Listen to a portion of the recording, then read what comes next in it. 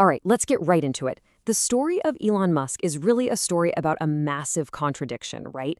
It's a journey of taking these absolutely insane risks that somehow led to a level of wealth that is just, well, unprecedented. It's really a story about one thing: betting everything, over and over again. I mean, just look at this number: $850 billion. That was his net worth in early 2026. It's a figure that's so big, it almost doesn't feel real. That's more than the entire economy of many countries.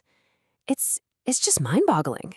So that's the big question we're trying to answer here. How on earth does one single person build this much wealth? Because let me tell you, it is not a straight line. The story is all about these explosive wins, these near-total collapses, and making bets that pretty much nobody else was willing to make. To really get how the empire was built, you have to go all the way back to the beginning, back to his first big scores in the middle of that 90s dot-com boom. This is where he got the initial cash, the seed money for everything, and I mean everything that came later. The speed of his early career is just wild. So in 95, he helped start Zip2. 4 years later, boom, he sells it and immediately, like the next day, rolls that money into a new thing called X.com. A year after that, X.com merges and becomes PayPal. And then just 2 years after that, eBay swoops in and buys PayPal. It was just this rapid-fire sequence of create, scale, sell, repeat. So from that very first sale, the Zip2 deal, his personal cut was a cool $22 million.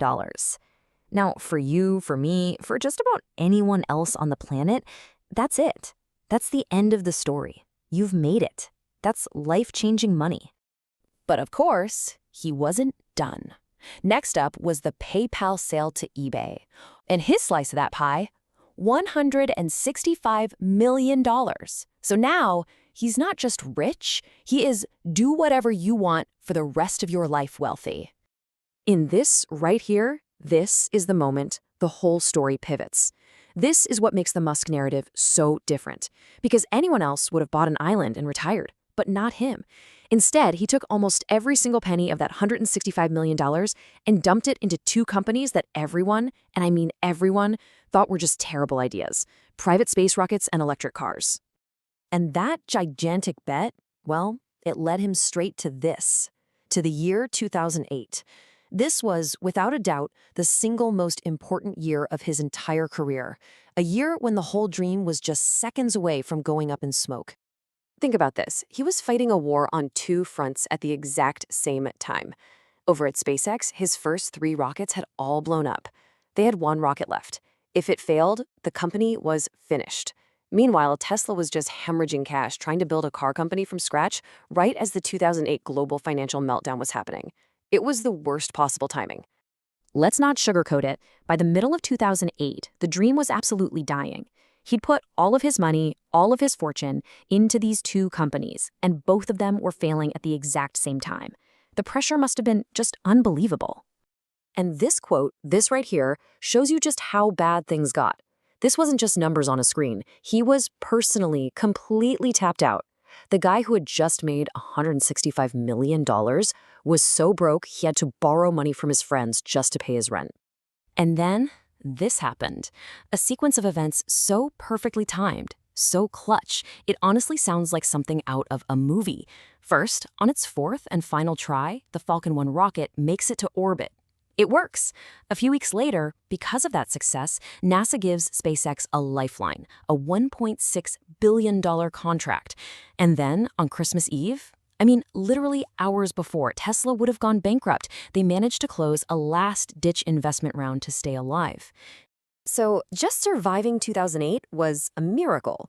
But what happened next? Well, that was the chapter where Musk went from the brink of total failure to a scale of wealth that the world had literally never seen before. And the engine for this massive explosion in wealth was Tesla. For years, Wall Street hated the stock. They were betting against it like crazy. But once Tesla figured out how to mass produce its cars, the stock didn't just climb, it went completely vertical.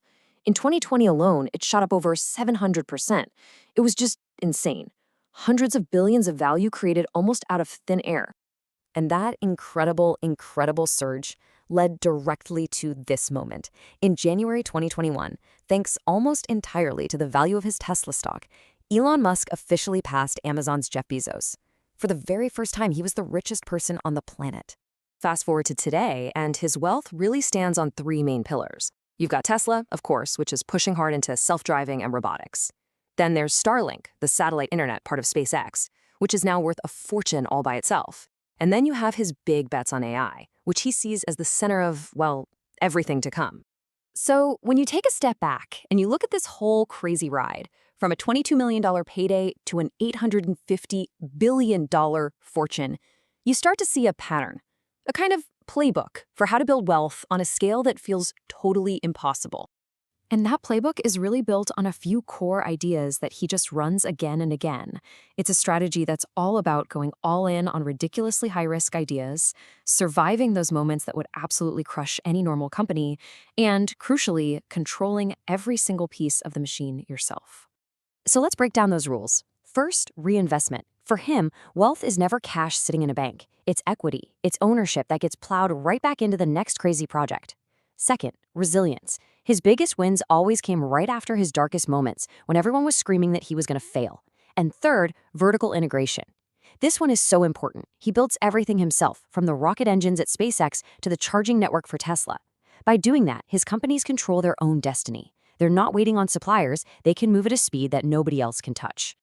And that brings us right back to the beginning. The money, as he's always said, was never actually the goal. It was just fuel. Fuel for the next, even bigger, even riskier bet. The real story here isn't the $850 billion. It's about what he's trying to build with it. And that, well, that's still the most interesting question of all.